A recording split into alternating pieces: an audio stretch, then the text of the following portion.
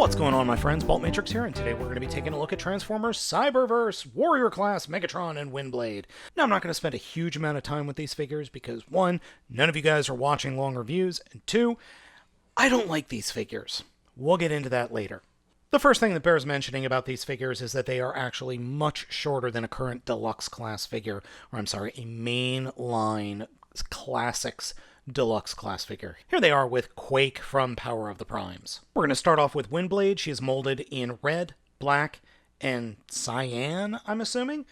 The look is okay. There is a lot of kibble going on in the wings, and the head sculpt is pretty good. The geisha look works, and this is definitely Windblade. However, this design has a much thicker face than the actual animation model does. So take that for what you will. Posability of the figure is kind of rough. The head is supposed to move back and forth, but I can't get it to move at all. Also, she has kind of like wobbly bobblehead syndrome. So you move her about and her head jiggles, oddly enough. There's a ball joint in the shoulder, swivel at the upper arm, 90-degree bend at the elbow, no hand articulation, but the posability is greatly limited due to the wing. There is a torso swivel, ball joint in the hip, but the ball joints on both legs are way too loose for my taste. Nothing I can't fix. Knees do bend over 90 degrees, no foot articulation. A major issue I have with the figure has to do with the figure's left knee and the fact that it can't even hold its own weight. Windblade does have a gimmick in robot mode, and that is her Cyclone Attack gimmick. Take the entire nose cone that is on the back of the figure and push it down along the back, and you kind of have to hold it with, just putting your thumb where the torso is, because the legs will move on their own, and push down. And the VTOL engines are supposed to spin. It would have been very nice if the Hasbro bothered to make them blue on the bottom and black on top. This gimmick does technically work-ish. It really works on the one side, the right side of the figure, but on the left side it keeps catching. And I'm sure if I take a hobby knife and just run it around and remove some of the flashing from the actual spinning component, that might help. The gimmick's okay. I've seen worse, but I've also seen better. Taking a look at Megatron, I have to say the molding on the figure is fantastic. I hate the pink mace, but we'll get into that in a sec. The overall look of the robot mode is good. It just needs more paint. Maybe some panel lining. That'd be great. His fusion cannon also is really nice. It's huge. It feels much bigger than the Ultimate Class Megatron. But again, it also needs some paint. And for reasons that baffle me, the hollowing out of the figure is staggered on both sides. I mean, the effect isn't bad, but really, do they need to hollow it out that much? It is posable, can turn 360 degrees on the post, there on his arm. Posability is bad, just flat out bad. Head does not move. Arm moves, left arm moves solely for the mace gimmick.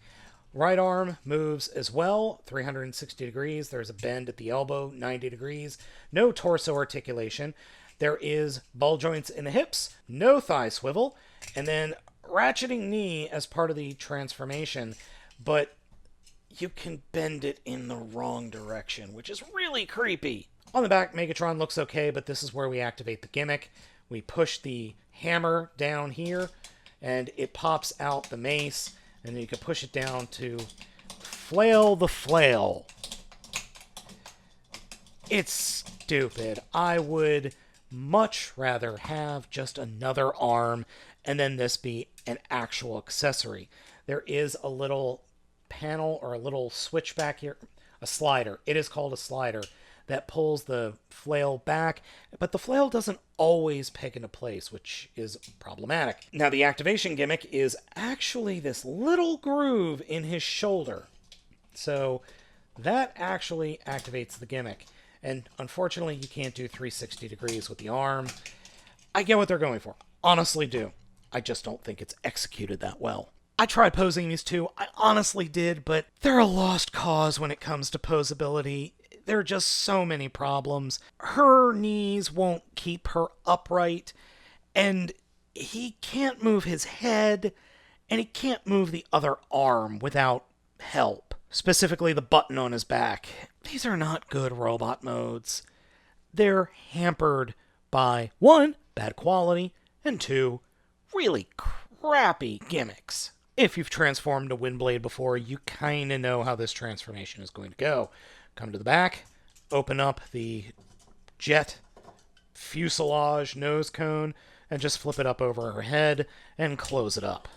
Then take the legs, turn them 180 degrees at the hips, then fold the arms down, and they will peg into the slots on the side of the hips. And then we combine the legs together, the bottom of the legs together. They should snap together, but my figure doesn't. Even with a lot of force, it doesn't want to stay together. Take the feet and fold the feet down until they form the thrusters, and then fold the legs up, or the lower legs up into the upper legs and the lower back, and peg them in, and pray that you have everything lined up correctly, because if you don't, things will not peg in correctly, and things will just fall apart. And then her thumbs actually fit into these little grooves that are the inside of the bottom of her feet. And that is her plane mode. This plane mode sucks. All of her plane modes have been slightly problematic in the past, but this one sucks. Plain and simple. The wings aren't long enough to actually gain lift. The VTOL thrusters look bad. It's literally just her laying down, which is kind of the same, for everything she has. This is not a good Windblade figure. Get the RID version, or the second RID version. That's a much better figure. Oh, and I have a tendency to pop some of the arms off if you squeeze too hard. Or at least I do. Anywho. Yeah. Whee! Megatron's transformation is a little bit more involved, but the effect is not that great. First, take the right arm, put it straight up, and turn the fusion cannon barrel around 180 degrees, and then fold the entire arm up over Megatron's face. Then come to the other shoulder with the gimmick, open up the shoulder first, not all the way, and then spin that up 180 degrees, and then fold it over his face as well, and peg it into the other side of the cannon. Come down to his legs, grab the upper knees and fold the knees out, and flip those sections around his feet, and then take his knees, or just underneath the knees, and flip them up and fold them into place. Part of the inside of the leg will peg into his hip, and then the other side of the leg will peg into these little tabs that are coming off the bottom of his forearms. So flip that up, peg it into his hip, and then peg it into his forearm, and that's it. We're done. The tank mode's okay. We've had a better tank mode, but this tank mode kind of works. There's a lot of open, dead space on this tank mode. Oh, yeah, I also got one of the ratchets wrong. And also, if you don't get the ratchets exactly right, it comes out pretty bad. Okay, so tank mode. Can't activate the gimmick in this mode.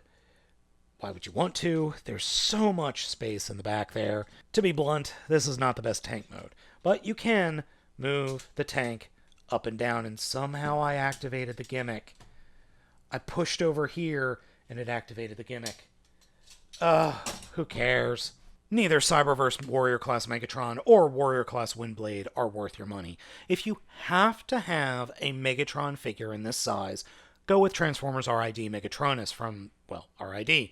Vastly superior tank mode, vastly superior figure. And the same goes for Windblade. If you need a Windblade, go for the RID Windblade, or better yet, go for the Titans Returns Windblade. Now, these figures are both around $15. Maybe more. They are both available over at thebigbadtoystore.com, but you know what else is available on thebigbadtoystore.com? Beef Tank is available over at thebigbadtoystore.com. This figure is far superior to that Deluxe Class Megatron in just about every way. Yeah, he doesn't have any elbows, but I don't care.